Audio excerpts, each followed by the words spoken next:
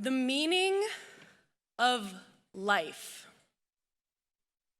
is searching for the meaning of life. At least that's what Nietzsche, Darwin, Marx, and Freud seem to think. I know, the meaning of life is searching for the meaning of life. That is so unsatisfying. But we all know nothing satisfies like a Snickers, so you really shouldn't be surprised. I, however, was surprised when I first came to CCS and found so many people pouring themselves into everything they're doing just for the sake of passion. At CCS, it's pretty common to see people stay up all night, pull their hair out, and live off the free caffeinated tea and oatmeal that's always in the lounge, all in their destinationless search for meaning, which sounds a little depressing. I know, first unsatisfying, now depressing. The speech is really off to a great start. But when I see people in the midst of this meaning seeking, it's inspiring, perplexing, sometimes concerning, but inspiring. I want to share with you all a little story that, to me, really embodies this search for meaning that's always happening at CCS. A few weeks ago, I was sitting in the tiny, windowless student reading room. I spend most of my nights editing stories and staying up way past everybody's bedtimes, and this was one of those nights. It was around 4 a.m., nearing my lunch break, when another student walked in. He threw off his backpack, didn't say a thing, just turned to this whiteboard that spanned an entire wall and just mathed. For the next 20 minutes, he walked back and forth, scribbling numbers and letters and arrows and melting clocks and a storyboard of a narwhal, unicorn, turf war, and more numbers, and then he just stopped. He took a step back, capped his pen, and walked out. He didn't take a picture or write anything down in a notebook. He just had this imaginative, intellectual experience for the sake of itself. CCS is full of people like this, people searching for meaning beyond their homework assignments.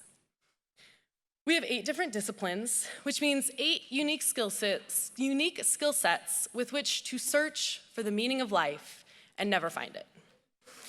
I could go on about all the ways CCS students are doing this, all the incredible, actually, it's peer-reviewed and very credible research and art that's happening at CCS. But half the time, I don't even understand what people are really doing there. Once I passed an art class in the sculpture yard, learning how to make burnt umber egg tempura paint, which I was very disappointed to find out was not a crispy and delicious appetizer. And another time, I overheard the comp sci majors in the computer lab helping each other through for loops and while loops and do while loops and do loops and fruit loops, and clearly I do not know what I'm talking about. But I am still talking, and you are still listening, I hope, because that's what my major is all about, words. In literature, we read and we write, and we read about writing.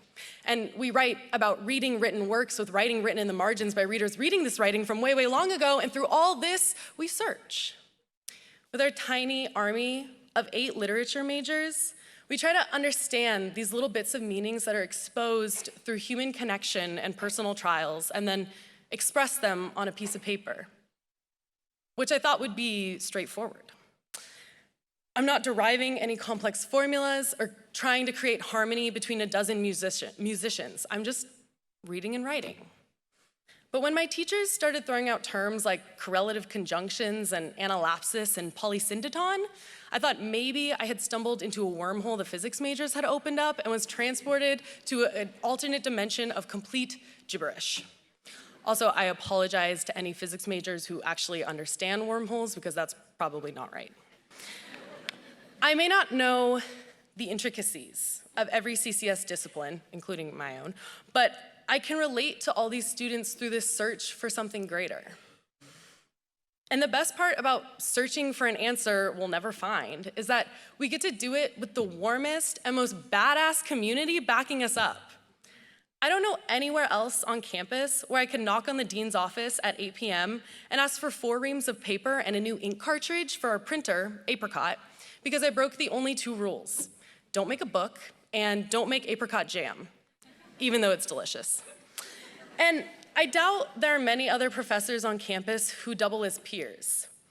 Instead of lecturing, they're working with us, guiding us like academic shamans through our 4-year search. They rarely give us answers and instead encourage us to ask questions that in themselves reveal meaning. And, well, that's the meaning of life. According to me, anyway. I asked Siri and she doesn't know, but she says there's an app for that. But there isn't.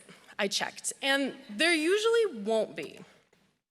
We'll have to use our creativity and skills as we go forward into the world to solve problems that don't necessarily have straightforward answers.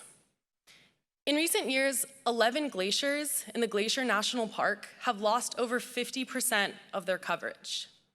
10% of the world's population does not have access to clean drinking water.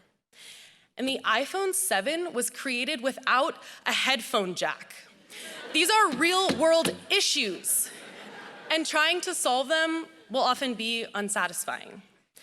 But I think CCS students are more prepared than most. We spent the last 4 years searching for fulfillment, looking for fulfillment in the search, bursting into classrooms at 4 a.m. to write our thoughts on a wall, even though they're probably going to be erased the next day. Let's hold on to this desire for meaning. Let's take it with us in all of our future searches. As we prepare to leave our colorful little shelter that is CCS and enter the real world, I want to say thank you to my peers, the CCS class of 2017, for going on your own wild searches and in turn, inspiring me to go on mine. Thank you to all the parents, professors, advisors, hairdressers, cooks at Freebirds, Apricot the printer, everybody who helped make this search possible. And thank you, CCS, our home, for always giving us more questions than answers. Thank you.